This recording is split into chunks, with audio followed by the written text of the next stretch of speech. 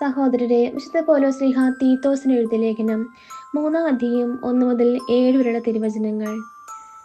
ഭരണകർത്താക്കൾക്കും മറ്റധികാരികൾക്കും കീഴ്പ്പെട്ടിരിക്കാനും അനുസരണമുള്ളവരായിരിക്കാനും സത്യസന്ധമായി ഏതൊരു ജോലിക്കും സന്നദ്ധരായിരിക്കാനും നീ ജനങ്ങളെ ഓർമ്മിപ്പിക്കുക. ആരെയും പറ്റി തിന്മ പറയാതിരിക്കാനും കലഹങ്ങളിൽ നിന്ന് ഒഴിഞ്ഞു നിൽക്കാനും സൗമ്യരായിരിക്കാനും എല്ലാ മനുഷ്യരോടും തികഞ്ഞ മര്യാദ പ്രകടിപ്പിക്കാനും നീ അവരെ ഉത്ബോധിപ്പിക്കുക. എന്തെന്നാൽ നാം തന്നെയും ഒരു കാലത്ത് മൂഢന്മാരും അനുസരണമില്ലാത്തവരും തെറ്റാമാർഗത്തിൽ നയിക്കപ്പെട്ടവരും പലതരമോഹങ്ങൾക്കും സുഖേച്ഛകൾക്കും അടിമപ്പെട്ടവരും ദ്രോഹബുദ്ധിയിലും അസൂയയിലും ദിവസങ്ങൾ കഴിച്ചവരും മനുഷ്യരാൽ വെറുക്കപ്പെട്ടവരും പരസ്പരം വെറുക്കുന്നവരുമായിരുന്നു. എന്നാൽ നമ്മുടെ രക്ഷകനായ ദൈവത്തിന്റെ നന്മയും സ്നേഹം നിറഞ്ഞ കാരുണ്യവും വെളിപ്പെട്ടപ്പോൾ അവിടുന്ന് നമുക്ക് രക്ഷ നൽകി. അത് നമ്മുടെ നീതിയുടെ പ്രവൃത്തികൾ കൊണ്ടല്ല, പിന്നെയോ അവിടുത്തെ കാരുണ്യം മൂലം പരിശുദ്ധാത്മാവിൽ അവിടുന്ന് നിർവഹിച്ച പുനരുജ്ജീവനത്തിന്റെയും നവീകരണത്തിന്റെയും സ്നാനത്താലത്രേ. ദൈവം നമ്മുടെ രക്ഷകനായ യേശുക്രിസ്തുവിലൂടെയാണ് പരിശുദ്ധാത്മാവിനെ നമ്മുടെ മേൽ സമൃദ്ധമായി വർഷിച്ചത്.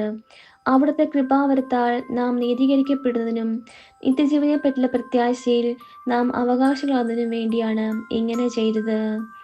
നമ്മുടെ കർത്താവായ മിശിഹായ്ക്ക് സ്തുതി.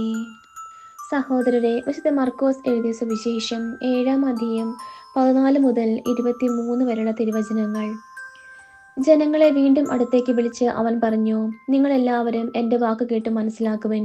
പുറമേ നിന്ന് ഉള്ളിലേക്ക് കടന്ന് ഒരുവനെ അശുദ്ധനാക്കാൻ ഒന്നിനും കഴിയുകയില്ല. എന്നാൽ ഉള്ളിൽ നിന്ന് പുറപ്പെടുന്നവയാണ് അവനെ അശുദ്ധനാക്കുന്നത്. കേൾക്കാൻ ചെവിയുള്ളവൻ കേൾക്കട്ടെ.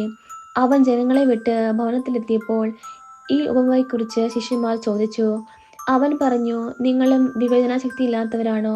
പുറമേ നിന്ന് മനുഷ്യന്റെ ഉള്ളിൽ പ്രവേശിക്കുന്ന ഒന്നിനും അവനെ അശുദ്ധനാക്കാൻ സാധിക്കുകയില്ലെന്ന് നിങ്ങൾ മനസ്സിലാക്കുന്നില്ലേ? കാരണം അവ മനുഷ്യന്റെ ഹൃദയത്തിൽ പ്രവേശിക്കുന്നില്ല, പിന്നെയോ ഉദരത്തിലേക്ക് കടക്കുകയും വിസർജിക്കപ്പെടുകയും ചെയ്യുന്നു.